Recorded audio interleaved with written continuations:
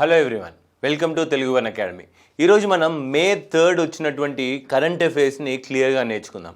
When you consider the May 3 current affairs, various పేపర్స్లో first పేజ్లో వచ్చినటువంటి article that no one can be forced to get vaccination.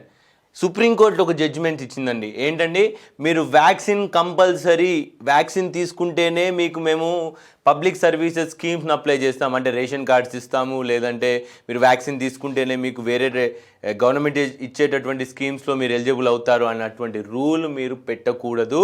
అది correct కాదు, అది unconstitutional according to article 21 అని చెప్పేసి సుప్రీంకోర్టు ఒక జడ్జిమెంట్ ఇవ్వడం జరిగింది.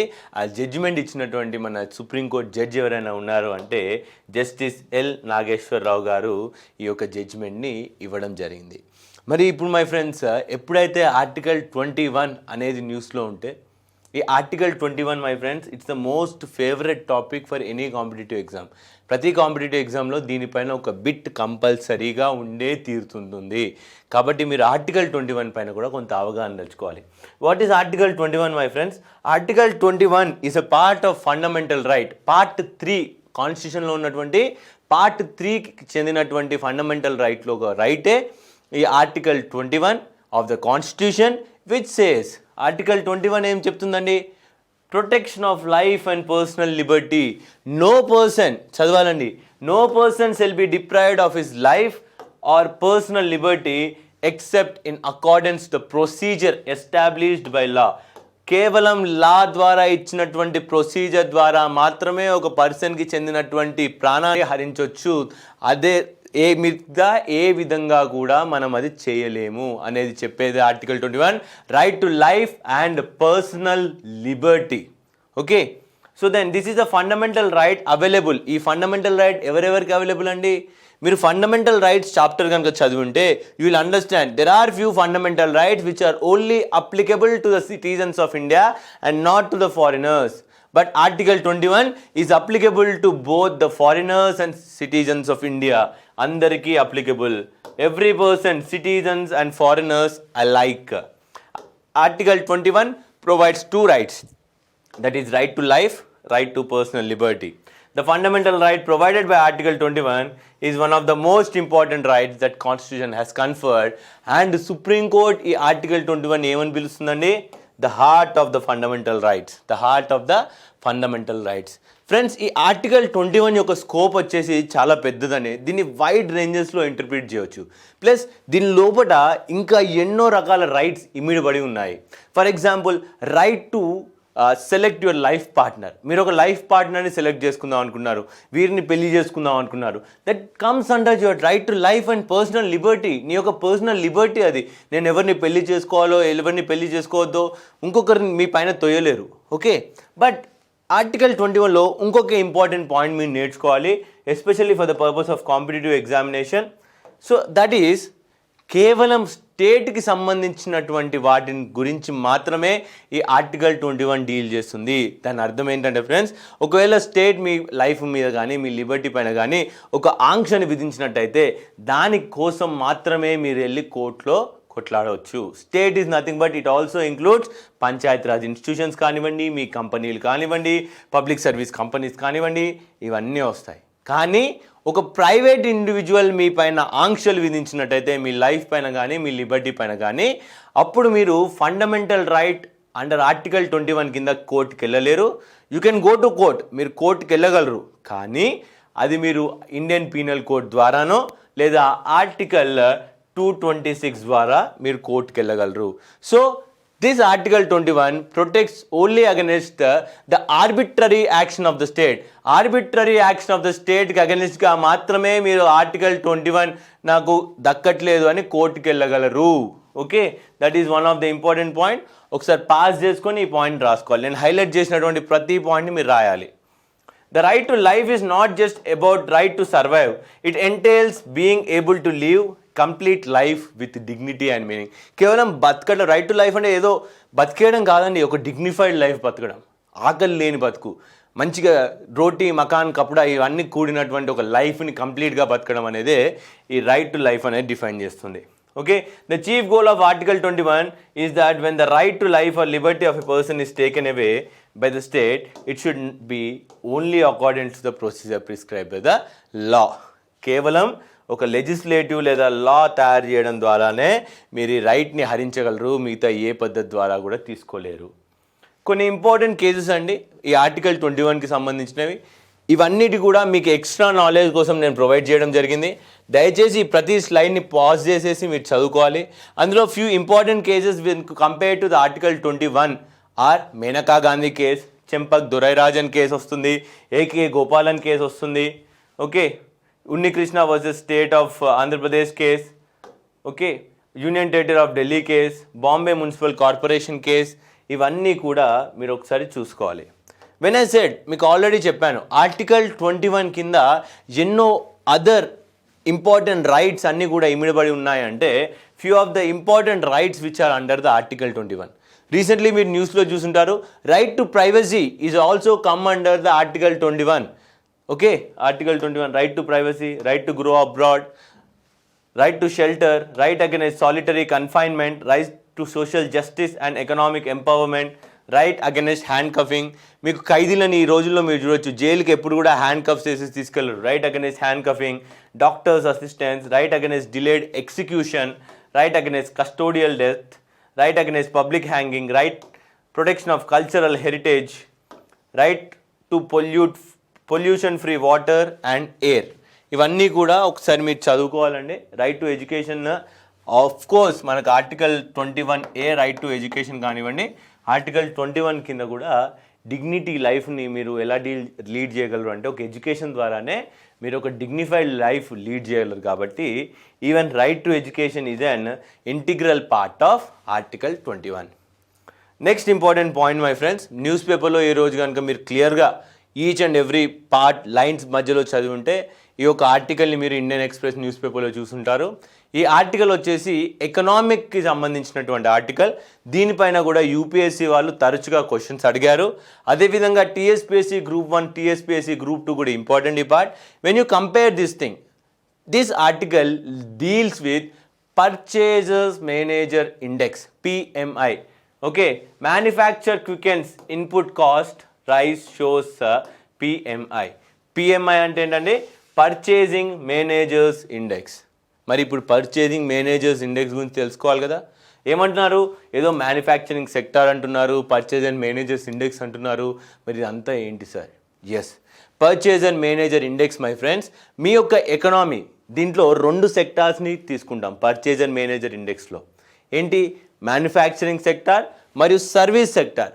ఈ యొక్క 2 సెక్టార్స్ ఎక్స్పాన్షన్లో ఉన్నాయా లేదా కాంట్రాక్షన్లో ఉన్నాయా, అంటే ఈ 2 సెక్టార్స్కి ఫండ్స్ ఉన్నాయా, ఈ ప్రొడక్షన్ పెరిగిందా, డిమాండ్ ఉందా అని తెలుసుకోవడానికి యూజ్ చేసేటటువంటి ఒక స్కేల్నే purchasers managers index, purchasing managers index. Basically దీని ఒకటి మనం ఒక బేస్ లైన్ యూజ్ చేస్తామండి. That baseline is 50. 50 కంటే మీద పాయింట్స్ ఉన్నాయనుకోండి, 52, 53, 54 వచ్చింది అనుకోండి, అప్పుడు ఏమంటాము, మన యొక్క ఎకనామీ ఆ సెగ్మెంట్లో ఎక్స్పాన్షన్లో ఉంది. ఒకవేళ 50 కంటే తక్కువ ఉంది అనుకోండి, అది కాంట్రాక్షన్లో ఉంది అని చెప్పేసి తీసుకుంటాం. ఒకసారి పర్చేజింగ్ మేనేజర్స్ ఇండెక్స్ గురించి మనం క్లియర్గా తెలుసుకుందాం. This was first used in USA in the year 1948, started in 1948 by USA based institution of supply management. వాళ్ళు దీన్ని కనుగొనబడ్డది. సో దాని తర్వాత దీని వేరియస్ అప్లికేషన్స్ కోసం ఈవెన్ మన సెంట్రల్ బ్యాంక్ అంటే రిజర్వ్ బ్యాంక్ కానివ్వండి, ప్రపంచానికి చెందినటువంటి వేరియస్ సెంట్రల్ బ్యాంక్స్ వాళ్ళ పాలసీస్ని చేంజ్ చేయడం ద్వారా ఇండస్ట్రీలో లేదంటే ఎకనామీలో గ్రోత్ని తేవడానికి యూజ్ చేసేటటువంటి ఇండెక్స్ కూడా ఈ యొక్క ఇండెక్సే. What is purchasers manager index? PMI or Purchasing Managers Index is an indicator of business activity both in manufacturing as well as service. నేను చెప్పాను, it is calculated separately for manufacturing and service sector. Next, how PMI is derived? దీన్ని derive చేసేందుకు ఒక questionnaire use చేస్తామండి. Each companies దగ్గరికి వెళ్ళి వారి యొక్క మేనేజర్స్ గురించి, మీ యొక్క సప్లై ఎలా ఉంది, మీ యొక్క డిమాండ్ ఎలా ఉంది, కంపెనీ రన్నింగ్ కెపాసిటీ ఎంత ఉంది, ఎంప్లాయ్మెంట్ ఎలా ఉందన్న డిఫరెంట్ క్వశ్చనరీస్ పైన మనం దానికి స్కోర్స్ ఇచ్చేసి ఒక పర్చేజింగ్ మేనేజర్స్ ఇండెక్స్ని డిరైవ్ చేస్తామన్నమాట. ఆ తర్వాత how does one read the purchasing managers index అంటే 50 కంటే ఎక్కువగా ఉంటే పాయింట్స్ అది ఎక్స్పాన్షన్ ఉన్నట్టు, 50 కంటే తక్కువగా ఉన్నప్పుడు అది కాంట్రాక్షన్లో ఉన్నట్టు. ఈ purchasing managers index my friends monthly ఇస్తూ ఉంటాం అనమాట. అంటే తద్వారా ఏం చేస్తామండి, పోయిన నెలలో 50 పాయింట్లు ఉండి ఈ నెలలో 45 పాయింట్స్ ఉంటే అప్పుడు ఏమవుతుంది, కిందటి నెలతో కంపేర్ చేసుకుంటే మన ఎకనామీ కాంట్రాక్షన్లో ఉంది. ఒకవేళ కిందటి నెలలో 50 పాయింట్లు ఉంది, ఆ తర్వాతే వచ్చిన నెలలో 54 పాయింట్లు ఉందంటే అప్పుడు మన ఎకనామీ ఎక్స్పాన్షన్లో ఉంది. లేదా మన యొక్క సెక్టార్, మ్యానుఫ్యాక్చరింగ్ సెక్టార్ లేదా సర్వీస్ సెక్టార్ అనేది ఎక్స్పాన్షన్లో ఉందని కంపారిజన్ కోసం, అంటే నెలల వారీ కంపారిజన్కి పూర్తి కంపారిజన్కి కూడా మనం ఈ పర్చేజర్ మేనేజర్స్ ఇండెక్స్ని యూజ్ చేస్తాం. ఇంపార్టెంట్ పాయింట్, ఆ 50 పాయింట్స్ని మనం బేస్ లైన్ లెక్క తీసుకుంటాం. 50 మీద ఉంటే ఎక్స్పాన్షన్, 50 కింద ఉంటే కాంట్రాక్షన్. ఫ్రెండ్స్ మీకు ఒకవేళ స్పీడ్గా వెళ్తున్నట్టు అనిపిస్తే దయచేసి ఒకసారి పాస్ చేసుకోండి. ఈ యొక్క స్లైడ్లో పెట్టినటువంటి ఇంపార్టెంట్ పాయింట్స్ అన్నీ కూడా చదువుకోవాలి మీరు. Next, what are the important implications for the economy? దీని ద్వారా మనకి ఉపయోగాలు ఏంటి అంటే, central banks of many countries also use this index to help make their decisions on interest rates. Okay, manufacturing జీడిపిని కనుక్కోవచ్చు మీరు.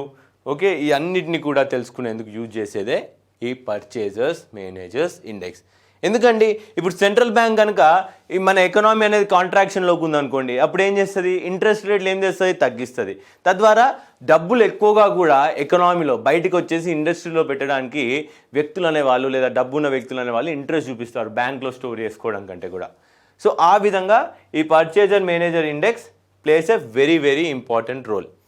సో ఈ సంవత్సరం కనుక ఇంతకుముందు వచ్చిన న్యూస్ ఆర్టికల్లో చూస్తే, పోస్ట్ కోవిడ్ ఈ సంవత్సరం ఏప్రిల్ నెలలో మనం ఎక్స్పాన్షన్ చూసామన్నమాట. 57.6 అంటే 50 నుంచి 7 పాయింట్స్ పెరిగింది. అంటే మన India is a expanding economy or expanding in manufacturing sector.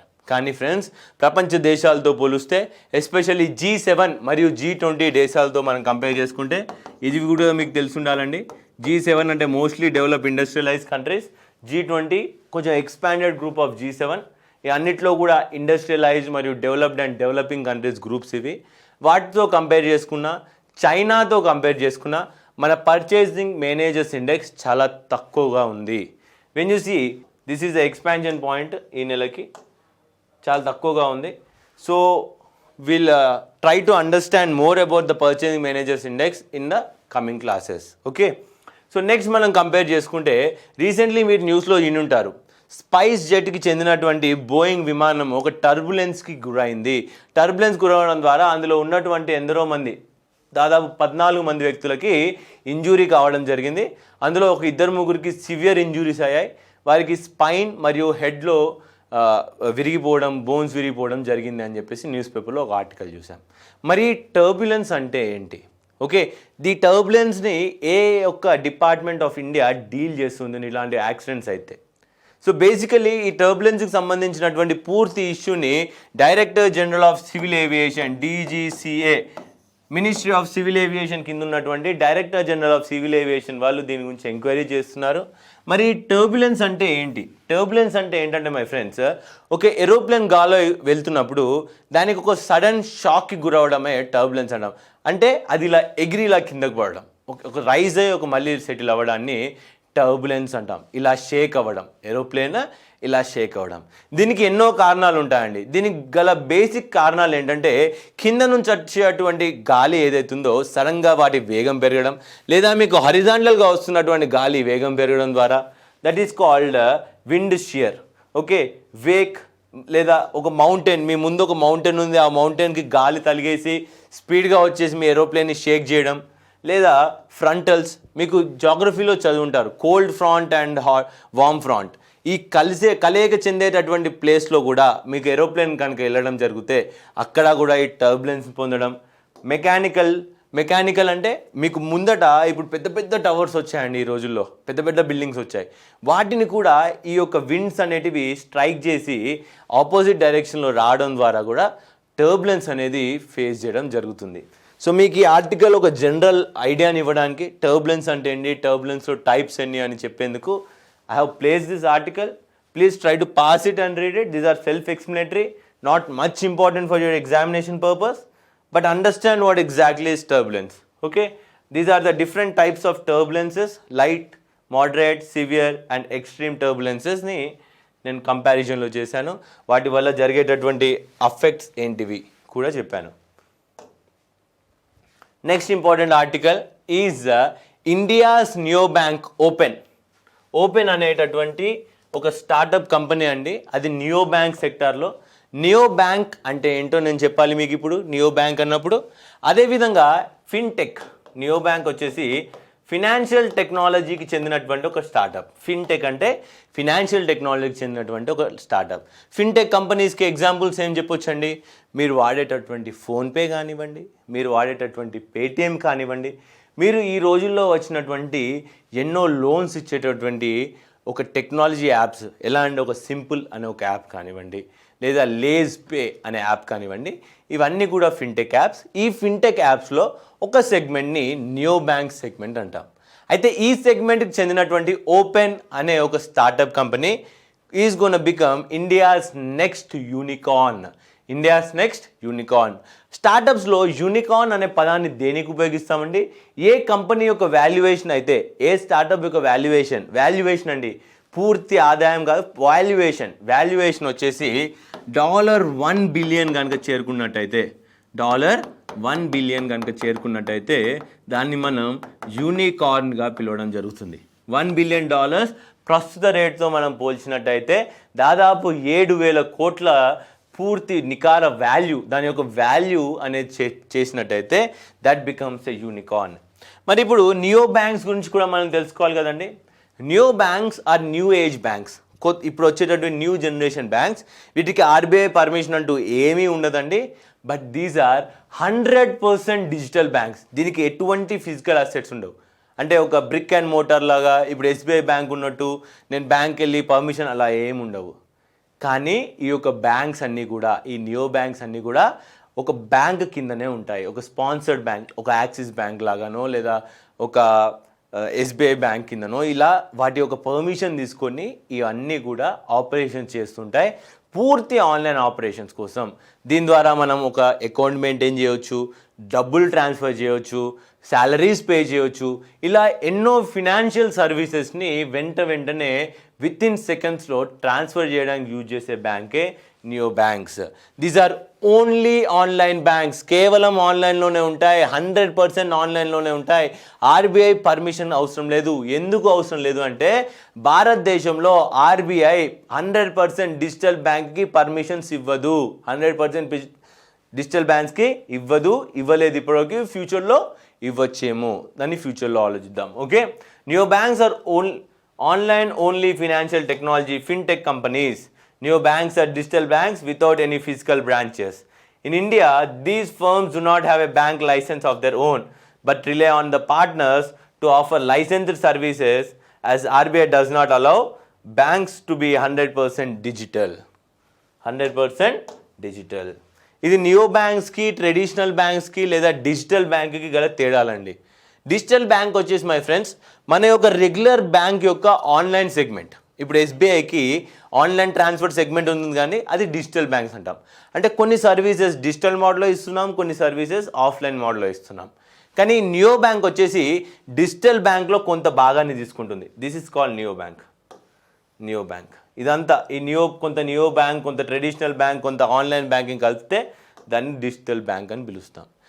This diagram is very, very important for you to understand the variation between traditional bank and next is digital bank, next is neo bank. Okay. Next భారతదేశంలో చెందినటువంటి various neo banks గురించి నేను ఇక్కడ ఒకసారి మీకు provide చేశాను. మీరు యూట్యూబ్లో చూసుంటారు. Fi money, next Jupiter, next Razorpay. అయితే ఇక్కడ ఎవరైనా ఆన్లైన్లో డిఫరెంట్ పర్చేజెస్ చేస్తూ ఉంటారు కదా, ఎస్పెషల్లీ మీకు ఎడ్యుకేషన్ సంబంధించిన పర్చేజెస్ చూస్తే ఎక్కువ శాతం రేజర్ పేని చూస్తుంటారు. ఈ ఓపెన్ అనేది కూడా one of the neo bank అండి, భారతదేశానికి చెందింది. దీన్ని 2017లో స్థాపించబడింది. సో కేవలం 5 సంవత్సరాల వ్యవధిలోనే దాని యొక్క పూర్తి వాల్యుయేషన్ 7,000 crores చేరుకోవడం జరిగింది, మరియు యూనికార్న్గా తనను తాను తీర్చిదిద్దుకోవడం జరిగింది. సో నెక్స్ట్ కాన్సెప్ట్ అండి ఎకనామీలోనే. ఈరోజు ఎకనామీలో చాలా వచ్చాయి మనకి నేర్చుకోవడానికి. That is credit to to GDP ratio. Credit to GDP ratio. మీకు కనుక ఈ పదాన్ని క్రెడిట్ టు జీడిపి రేషియో ఎక్కువ ఉంటే బాగుంటుందా, తక్కువ ఉంటే బాగుంటుందా అని కనుక మీకు క్వశ్చన్లో ఎక్కడైనా ఇస్తే అప్పుడు మీరు అది సాల్వ్ చేయగలగాలి. Incremental credit to GDP share may cross 50% mark in the year financial year 23లో ఈ incremental credit to GDP ratio 53 points పెరిగేలా ఉంది అనేసి అంటున్నారు. దాని అర్థం ఏంటంటే ఫ్రెండ్స్, ఎప్పుడైనా గుర్తుపెట్టుకోండి, whenever A country has higher credit to GDP ratio, ఎక్కువ శాతం క్రెడిట్ టు జీడిపి రేషియో అంటే బ్యాంకుల దగ్గర క్రెడిట్ ఎక్కువగా తీసుకున్నట్టయితే దాని అర్థం ఏంటండి, మీకు బిజినెస్ పెరిగితేనే మీరు బ్యాంకుల దగ్గర నుంచి క్రెడిట్ ఎక్కువ తీసుకుంటారు, అంతే కదా. బిజినెస్ లేదు, ఎకనామీ లేదు, మరి బ్యాంకుల దగ్గర నుంచి క్రెడిట్ తీసుకోరు. బ్యాంకుల నుంచి క్రెడిట్ ఎక్కువగా వెళ్తుందంటే ఎక్కువగా బిజినెస్ ప్రాసెస్ అవుతున్నట్టు, ప్రోగ్రెస్ అవుతున్నట్టు దేశం మొత్తం కూడా. So credit to GDP ratio అనేది ఎప్పుడైతే ఎక్కువగా ఉంటుందో అప్పుడు కంట్రీ అనేది ప్రోగ్రెస్ అవుతున్నట్టు. So credit to GDP ratio అనేది ఎప్పుడు కూడా పాజిటివ్గా ఉండాలి, తక్కువగా ఉండకూడదు. See as per analysts, bank credit growth is key indicators of economic growth. Credit to GDP ratio of 100 is ideal. 100% కనుకుంటే అది బెస్ట్ అన్నమాట, ideal. Indicating robust demand for credit without a fear of bubble. అంటే economy మళ్ళీ contract అవుతుందన్న భయం లేదు మీకు. High credit to GDP ratio indicate aggressive active participation of banking sector in real economy. Lower credit to GDP ratio indicates need for more formal credit. తక్కువగా తీసుకున్నట్టయితే ఇంకా formal క్రెడిట్ని పెంచండి, ముద్రా స్కీమ్ లాంటి స్కీమ్స్ తేయండి. ఓకే, అలాంటి స్కీమ్స్ తెస్తే మీకు ఇంకా formal credits పెరుగుతూ ఉంటాయి. So credit to GDP ratio of other 4 bricks countries కనుక మీరు చూసినట్టయితే రష్యాకి 88 ఉందండి లాస్ట్ ఇయర్ బిఫోర్ కోవిడ్ ఆ టైంలో. చైనాకి 161 ఉంది. చూడండి, Chinese economy 161.75% credit to GDP ratio ఉందంటే ఎంత ఎకనామిక్ జనరేట్ అవుతుందో చూడండి. భారతదేశానికి కేవలం 50% ఉంది. So now India should also focus on improving its credit to GDP ratio. గుర్తుపెట్టుకోవాల్సింది ఒకటే అండి, మొత్తం ఆర్టికల్లో positive credit to GDP ratio should be encouraged. 100 కంటే ఎక్కువ ఉంటే చాలా బెటర్. తక్కువ క్రెడిట్ టు జీడిపి రేషియో ఉంటే అంత మంచిది కాదు. ఓకే, మన యొక్క జీడిపి అనేది కాంట్రాక్షన్లో ఉన్నట్టు ఫీలింగ్ వస్తుంది. ఫ్రెండ్స్, ఇంకో ఇంపార్టెంట్ ఆర్టికల్ మై ఫ్రెండ్స్, దీన్ని క్లియర్గా ఎక్కువగా ఎలాబరేట్గా డిస్కస్ చేయదలుచుకోలే నేను, కానీ పాలిటీ పరంగా నేను దీనికి ఫ్యూ పాయింట్స్ ఇచ్చేసి వదిలేస్తా. That is there is a controversy ట్విట్టర్లో కానివ్వండి, మన హోమ్ మినిస్టర్ గారు ఇచ్చిన స్టేట్మెంట్లో కానివ్వండి, హిందీ యాజ్ అన్ అఫీషియల్ లాంగ్వేజా లేదా నేషనల్ లాంగ్వేజా అని ఒక కాంట్రవర్సీ ఉంది. Friends, I would like to tell you one of the important point. India doesn't has any national language. మన భారతదేశానికి రాష్ట్రీయ భాష లేదు, కేవలం అఫీషియల్ లాంగ్వేజే ఉంది. Hindi in Devanagari script is the official language of India, not national language. So Hindi గురించి మన కాన్స్టిట్యూషన్లో ప్రొవిజన్స్ ఏమున్నాయో ఒకసారి చూద్దాం. The first provision in the constitution అండి, మనం ఎప్పుడైతే భారతదేశం ఏర్పడి కాన్స్టిట్యూషన్ని తీసుకున్నామో అప్పుడు మన దేశానికి రాష్ట్ర భాష ఏముండాలి అని ఒక డిస్కషన్ వచ్చినప్పుడు రాష్ట్ర భాష ఉండకూడదు, ఎందుకంటే ఇండియా అనేది డైవర్స్ కంట్రీ, మనము అఫీషియల్ లాంగ్వేజ్ పెట్టుకుందాం. అఫీషియల్ లాంగ్వేజ్ కింద హిందీని చూజ్ చేసుకున్నారు. దానికి కూడా కాన్స్టిట్యూయెంట్ అసెంబ్లీలో ఎన్నో డిస్కషన్స్ జరిగాయండి.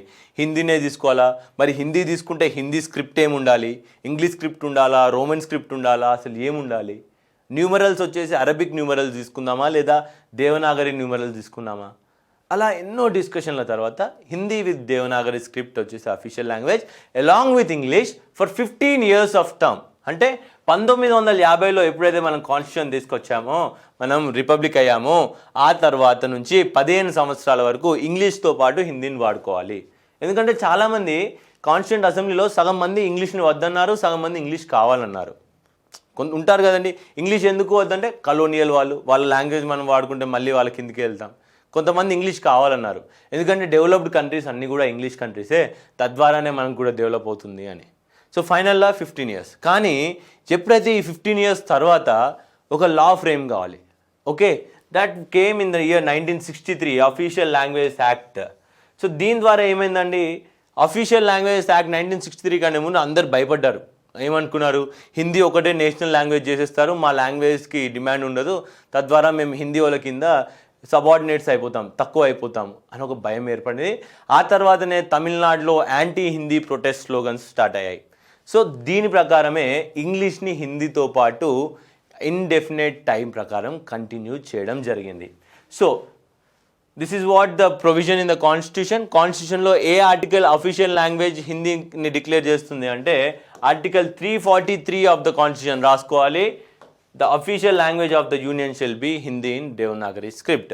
ఇదే టాపిక్లో ఒక ఇంపార్టెంట్ పాయింట్ చెప్పాలి అంటే అఫీషియల్ లాంగ్వేజ్ యాక్ట్ 1963 ఎప్పుడైతే 1965లో దీనికి రూల్స్ వచ్చాయో ఆ రూల్స్ తమిళనాడుకి వర్తించవు. They do not framed in the year 1976, rules apply to whole India except Tamil Nadu. Okay, next ఇదే లాంగ్వేజ్ సంబంధించి ఇంకొక ఇంపార్టెంట్ పాయింట్ నేను యాడ్ చేయదలుచుకున్నాను. షెడ్యూల్ 8 లాంగ్వేజెస్ అండి. 8th షెడ్యూల్లో లాంగ్వేజెస్ ఏ లాంగ్వేజెస్కి ఎలిజిబుల్ అనేది ఒక స్టడీ ఫాస్ట్ రూల్ లేదు. అంటే ఇప్పుడు ఫర్ ఎగ్జాంపుల్ మీరు కాన్సెప్ట్ వినుంటారు, ఇప్పుడు classical languages of India. Classical లాంగ్వేజెస్కి ఒక స్టేటస్ ఉందండి, ఒక 3 నుంచి 4,000 సంవత్సరాల ఒక పాతది, దానికి ఒరిజినల్ స్క్రిప్ట్ అయి ఉండాలి, దానికి గ్రంథాలు ఉండాలి అని ఒక క్రైటీరియా ఉంది. కానీ షెడ్యూల్ 8లో యాడ్ చేసేందుకు ఒక లాంగ్వేజ్కి ఒక సరైన క్రైటీరియా ఎక్కడా మెన్షన్ చేసలేదు. ఎక్కడా కూడా షెడ్యూల్ 8లో ఈ లాంగ్వేజ్ పెట్టాలంటే అది ఈ క్రైటీరియా ఫిల్ చేయాలని ఎక్కడా రాసలేదు. There is no criteria for a language to be included in the schedule 8 of the constitution. Remember that. List of languages in the country, initially there are 14 languages in the schedule, but now we have 22 languages. There is no description of sort of languages that are included or will be included in 8th schedule. ఈ language ని include చేద్దాం, వేరే చేయము అని ఎక్కడా లేదు. There are only 2 references for these languages in the text of constitution. 2 రిఫరెన్సులు పెట్టామండి కాన్స్టిట్యూషన్లో ఈ లాంగ్వేజ్ని ఎలా వాడచ్చు అంటే. ఒక ఆర్టికల్ 344/1 ఏం చెప్తుందండి, formation of commission by president which should have a chairman and members representing these schedule languages. The purpose of the commission is to make recommendations for progressive use of Hindi, for official use of union and for restricted use of English. ఏమంటున్నారండి, ఈ schedule 8కి చెందినటువంటి లాంగ్వేజ్తో కూడినటువంటి ఒక commission ఏర్పాటు చేసి ఆ commission యొక్క ముఖ్యమైన పని ఏంటంటే హిందీని డెవలప్ చేయడము, ఇంగ్లీష్ని తగ్గివ్వడము, ఈ లాంగ్వేజెస్ని యూజ్ చేసుకుంటూ. The second reference is made in article 351 says that union government's duty to promote and spread of Hindi to become a medium of expression for all elements of composite culture of India and also to assimilate elements, forms and expressions of Hindustani language listed in 8th schedule. 8th షెడ్యూల్లో ఉన్నటువంటి Hindustani లాంగ్వేజెస్ని use చేసుకుంటూ హిందీని ఏ విధంగా కూడా మనము official లాంగ్వేజ్గా spread చేయొచ్చని ఈ యొక్క article చెప్తుంది. So remember these 2 important articles my friend, article 351 and article 344/1. Okay, next important article ఏంటండి, ఆర్టికల్ 343. ఈ 3 ఆర్టికల్స్ని మీరు గుర్తుపెట్టుకోవాలి అఫీషియల్ లాంగ్వేజ్ కింద. నెక్స్ట్ ఇంపార్టెంట్ ఆర్టికల్ అండి స్పోర్ట్స్ పరంగా, దీన్ని నోట్ చేసుకోవాలి. ఎవరైతే గ్రూప్ 3 గ్రూప్ 4 చదువుతున్నారో ఖచ్చితంగా ఇలాంటి పాయింట్స్ రాసుకోవాలి. That Harshada crown the junior world champion. భారతదేశానికి చెందినటువంటి హర్షద అనే ఒక యంగ్ గర్ల్ వరల్డ్ ఛాంపియన్గా నిలిచింది వెయిట్ లిఫ్టింగ్లో. She is Harshada, you can note down. ఈ వరల్డ్ వెయిట్ లిఫ్టింగ్ ఛాంపియన్షిప్ ఎక్కడ జరుగుతుందంటే గ్రీస్లో జరుగుతుంది. Harshada rode her snatch performance 70 kg to lift around 153 kg and beat her nearest rival Turkey's Bektas Kansu by 3 kg in the women's 45 kg weight class. 45 kg ఉన్న ఈ చిన్న this girl తను 153 kgలని ఎత్తడం అనేది పెద్ద అచీవ్మెంట్. నెక్స్ట్ అండి, ఈరోజు May 3 United nations వాళ్ళు వరల్డ్ ప్రెస్ ఫ్రీడమ్ డేగా డిక్లేర్ చేయడం జరిగింది. ఎన్నో పూర్వమే డిక్లేర్ చేయడం జరిగింది. ఇది ఒక ఫేమస్ ఫోటో అండి, దీనికి అవార్డు కూడా రావడం జరిగింది. It's also a controversial photo. ఇక్కడ చూడొచ్చు, ఇక్కడ ఒక రెడీగా ఉంది ఒక వల్చర్. ఈ యొక్క హంగర్ రిడన్ కంట్రీ, ఈ దేశంలో చాలా హంగర్ వల్ల ఈ పిల్లోడు చనిపోవడానికి రెడీగా ఉన్నారు, అతను తినడానికి వల్చర్ కూడా రెడీగా ఉంది. సో ఇదే రోజు మనకి ఏమొస్తుందని ఒక ఇంపార్టెంట్ ఇండెక్స్ రిలీజ్ అవుతుంది, that is world press freedom index. Press freedom index ఎవరు ఇస్తారండి? రిపోర్టర్స్ వితౌట్ బార్డర్, ఆర్ఎస్ఎఫ్ అంటాము. రిపోర్టర్స్ వితౌట్ బార్డర్ వాళ్ళు ఇస్తారు.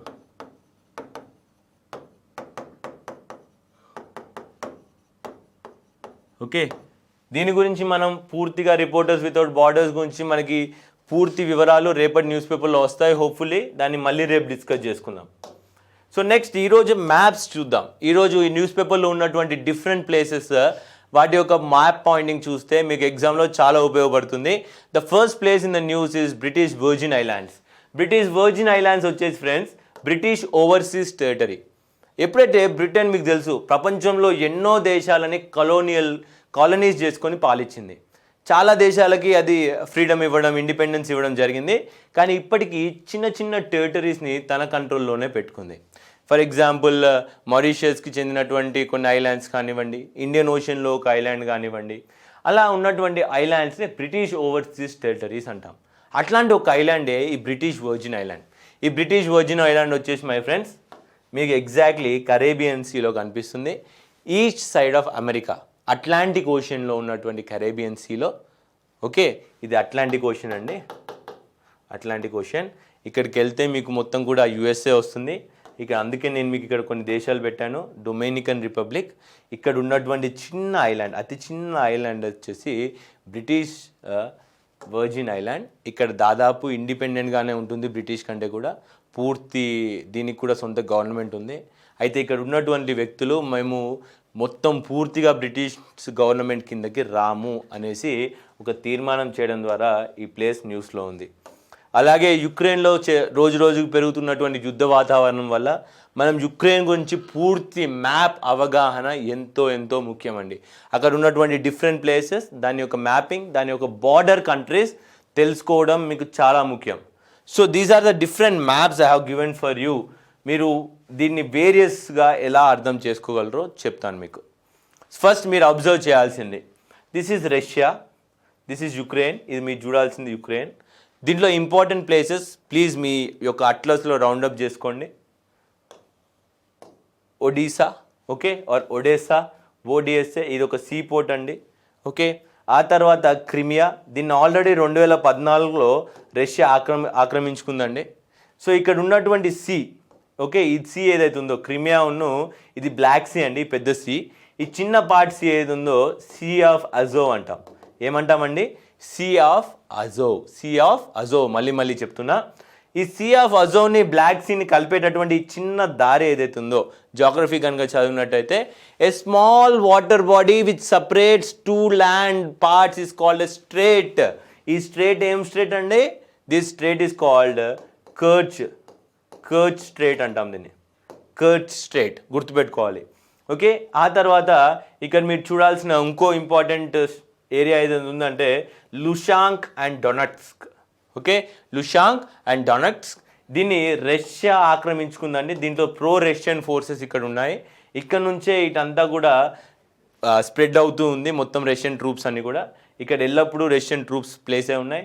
అలానే ఇంకొక ఏరియా కెర్షాన్, ఇది కూడా ఇంపార్టెంట్ ఏరియా.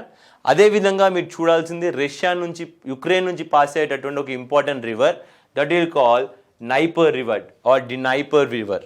ఇది ఎగ్జాక్ట్లీ యుక్రెయిన్ యొక్క మిడిల్ నుంచి పాస్ అవుతుంది. This ends up in the Black Sea. So మళ్ళీ నేను ఇక్కడ ఇచ్చాను ఇంకో important place, that is call Mariupol. Okay, Mariupol ఇప్పుడు న్యూస్లో ఉంది. సో ఇక్కడ మీరు 2 ఇంపార్టెంట్ పాయింట్స్ చూడాలి. ఒడేసా ఏదైతే న్యూస్లో ఉందో అది వచ్చేసి బ్లాక్ సీ కోస్ట్లో ఉంటే, మరిపోల్ వచ్చేసి అజోవ్ సీలో ఉంది. మరిపోల్ ఎక్కడుందండి? Azov sea. మరిపోల్ ఎక్కడుంది? Azov sea. Please note this down. ఇక్కడ ఒడేసా ఉంటుంది, ఇక్కడ మరిపోల్ ఉంది. నెక్స్ట్ ఈ మ్యాప్ కూడా మీరు ఒకసారి చూడాలి. ఒడేసా, కర్షాన్, డొనెట్స్, ఓకే, కార్కివ్ ఇక్కడ ఉంది చూడండి. కార్కివ్, ఇక్కడే యుద్ధం ఫస్ట్ స్టార్ట్ అయిపోయింది. మీరు ఫస్ట్లో యుద్ధంలో చూస్తే కార్కివ్ అని మళ్ళీ వినిపించింది. నెక్స్ట్ మరిపోల్, ఇది ఒక sea coast, 2 sea coast, Mariupol, Odessa, 2 గుర్తుపెట్టుకోవాలి. So this whole region is called Donbas region. Donbas region అంటే ఏమేమి వస్తాయండి? మనకు వచ్చినటువంటి లుషాంక్ అండ్ డొనెట్స్క్, ఈ రెండు కలిపితే ఆ రీజన్ ఏమంటాము, డాన్బాస్ రీజన్. ఫ్రెండ్స్ ఒక్కసారి దీన్ని మొత్తం కూడా పాస్ చేసుకొని మ్యాప్ పాయింట్ చేసుకోవాలి మీరు. Okay, next you have to know the bordering countries of Ukraine. యుక్రెయిన్కి ఏ కంట్రీస్తో బార్డర్స్ ఉంది, ఇది ఖచ్చితమైన క్వశ్చన్ అండి. టీఎస్పీఎస్సీ గ్రూప్ 1లో అయితే నేను ఎక్స్పెక్ట్ చేసేటువంటి important question, what are the countries bordering the Ukraine. Ukraine border చేసేటి ఏంటి అంటే రష్యా ఖచ్చితంగా ఉంది. రష్యా కాకుండా ఇంకేమున్నాయి మీకు తెలియాల్సిన ఒక చిన్న కంట్రీ ఉంది, that is called Slovakia. Next Hungary, Romania, Moldova. ఇది చాలామందికి తెలియదు మాల్డోవా అనే కంట్రీ కూడా ఉంటుందా అని. యూరోప్లో ఒక బీద దేశం మాల్డోవా అనే ఈ country. Moldova, Poland, Belarus. Minsk agreement అనే ఒక పదాన్ని మీరు ఈ మధ్యలో న్యూస్లో వింటారు. మిన్స్క్ వచ్చేసి పోలాండ్ యొక్క క్యాపిటల్ సిటీ, బెలారూస్ యొక్క క్యాపిటల్ సిటీ బెలారూస్లో ఉంటుందండి మిన్స్క్. బెలారూస్ కూడా ఈ మధ్యకాలంలో న్యూస్లో ఉంది. లూకాషెంకో అనేది వారి యొక్క లీడర్, చాలా కమ్యూనిస్ట్ లీడర్ అండి. చాలా బ్రూటల్గా అక్కడ ఉన్నటువంటి రెబెలియన్ని సప్రెస్ చేయడం ద్వారా చాలామంది బెలారూస్ నుంచి పోలాండ్కి మైగ్రేట్ అవుతున్నారు. అందువల్ల పోలాండ్, బెలారూస్ కూడా న్యూస్లో ఉంది. సో కాబట్టి ఇక్కడ ఉన్నటువంటి 1, 2, 3, 4, 5, 6 కంట్రీస్ని మీరు గుర్తుపెట్టుకోవాలి, including with Russia. Let me tell you again, what are the land bordering countries of Ukraine. దీన్ని clockwise, anticlockwise చూసుకోండి. Russia first thing, Belarus, Poland, Slovakia, Hungary, Romania and Moldova. మళ్ళీ చెప్తున్నా, Moldova. Why I'm telling, because next topic మీరు మ్యాపింగ్లో చూసేది Moldova. అది కూడా మనకి ఆ రోజు న్యూస్లో ఉంది. So Dnieper river, okay, next Sea of Azov, Black Sea. మళ్ళీ ఒకసారి మీకోసం మ్యాప్ పాయింట్ చేశాను. This is also an another map which shows you where exactly the location of Ukraine is when compared to the whole world. మీరు maritime borders కూడా include చేసుకుందాం అనుకుంటే Bulgaria, Turkey and Georgia కూడా ఉంటాయి. బల్గేరియా, టర్కీ అండ్ జార్జియా కూడా ఉంటాయి maritime borders కింద చూసుకుంటే. నెక్స్ట్, ఇది ఒక కంట్రీ అండి. ఇది అసలు ఎవరికి తెలియని కంట్రీ. దాదాపు ఏ దేశం కూడా దీన్ని రికగ్నైజ్ చేయలేదు. But they operate very independently. This is a place called Transnistria. Transnistria is a place in the country called Moldova. యుక్రెయిన్కి టచ్ అవుతూ ఉన్న కంట్రీ ఈ మాల్డోవా. ఈ మాల్డోవా అనేది మై ఫ్రెండ్స్ ఒకప్పుడు యుఎస్ఎస్ఆర్లో భాగం. 1991లో ఎప్పుడైతే యుఎస్ఎస్ఆర్ డిస్ఇంటిగ్రేట్ అయిందో మాల్డోవా అనేది ఒక కంట్రీగా ఏర్పడింది. దీంట్లో దాదాపు భాష మాట్లాడే వాళ్ళు రొమేనియన్స్ ఉంటే, దీంట్లో యుక్రెయిన్కి బార్డర్ చేసేటటువంటి పూర్తి రీజన్ ఇక్కడ మ్యాప్లో చూడండి, ఇది మాల్డోవా. ఇది యుక్రెయిన్ బార్డర్ చేసేటటువంటి ఈ రీజన్ని ట్రాన్స్నిస్టీరియా అంటాం. ఏమంటామండి? ట్రాన్స్నిస్టీరియా. ఇక్కడ ఉండేటటువంటి వ్యక్తులు ఎవరైతే ఉన్నారో వాళ్ళు ప్రో రష్యన్స్. వారి యొక్క భాష రష్యన్ లాంగ్వేజ్. వాళ్ళు ప్రో రష్యన్స్. వాళ్ళు ఏమంటారంటే, రష్యా మీరు మమ్మల్ని కలుపుకోండి, మీరు మమ్మల్ని మీ దేశం కింద కన్సిడర్ చేయండి. ఎందుకంటే మై ఫ్రెండ్స్ రష్యాకి కూడా ఎక్స్క్లేవ్స్ ఉన్నాయి. ఎక్స్క్లేవ్స్ అంటే ఏంటండి? Territory in another territory. ఎక్కడండి? ఇప్పుడు మీరు ఈ మ్యాప్లో చూసినట్టయితే ఈ యొక్క చిన్న భాగం ఉంది చూడండి పర్పుల్ కలర్లో. రష్యా ఇక్కడ ఉంది, ఇక్కడ బార్డరింగ్ కంట్రీస్ ఉన్నాయి, కానీ ఈ చిన్న ఏరియా కూడా రష్యాకి చెందిందే. అలానే మాల్డోవా కూడా ఏమంటుందంటే, అలానే మా యొక్క ఈ రీజన్ ఏదైతుందో ట్రాన్స్నిస్టీరియా, మాల్డోవాలో ఉన్నటువంటి ట్రాన్స్నిస్టీరియా రీజన్ ఏదైతుందో దానికి ఇండిపెండెంట్ గవర్నమెంట్ ఉంది. మాల్డోవాకి సంబంధం లేకుండా అది ఫంక్షన్ అవుతుంది. కనుక మీరు మమ్మల్ని కంట్రీ లాగా రికగ్నైజ్ చేసి మీలో కలుపుకోండి అని చెప్పేసి చెప్తూ ఉంటుంది. కానీ ఇప్పటివరకు అయితే రష్యా అఫీషియల్గా దాన్ని కంక్లూడ్ చేయలేదు. కానీ ఎన్నో pro Russian forces, Russia train చేసినటువంటి ఫోర్సెస్ అన్నీ కూడా ఈ ట్రాన్స్నిస్టీరియా అనే రీజన్లో ప్లేస్ అయి ఉన్నాయి. ఈ ట్రాన్స్నిస్టీరియా యొక్క క్యాపిటల్ సిటీ వచ్చేసి మయాంక్. ఇక్కడ ఈ మధ్య కాలంలో బాంబ్ బ్లాస్ట్ జరుగుతూ ఉన్నాయండి. సో బేసికలీ రష్యా యొక్క ప్లాన్ ఏంటంటే అండి, ఈ ట్రాన్స్నిస్టీరియాలో మొత్తం అందరు కూడా రష్యన్సే ఉన్నారు కదా, మెల్లిగా ఇక్కడ చూడండి, ఇక్కడ దీనికి ఒడెస్సా వచ్చేసి కోస్ట్ చాలా దగ్గర ఉంది. ఒడెస్సా సీ కోస్ట్ వచ్చేసి చాలా దగ్గరలో ఉంది. కాబట్టి దీన్ని మొత్తం ఆక్రమించినట్టయితే రష్యాకి ఉన్నటువంటి పూర్తి సీ కోస్ట్, బ్లాక్ సీ మరియు సీ ఆఫ్ అజోవ్కు ఉన్నటువంటి పూర్తి సీ షోర్ మొత్తం కూడా రష్యా కంట్రోల్కి వచ్చేసి యుక్రెయిన్ని ఒక ల్యాండ్ లార్డ్ కంట్రీగా చేసే అవకాశం కూడా చాలా ఎక్కువగా ఉంది. ఫ్రెండ్స్, ఇది ఒక ఇంపార్టెంట్ పాయింట్ అండి. చాలామందికి ఈ దేశం ఉన్నట్టు కూడా తెలియదు. So it is not recognised by any other country. Transnistria operates very separately from Moldova. మల్డోవాలో ఒక భాగం, కానీ చాలా ఇండిపెండెంట్గా ఫంక్షన్ చేస్తుంది. Okay, so this is Moldova is a poorest country. This area Transnistria belong to Moldova. So my friends, thank you for watching this video.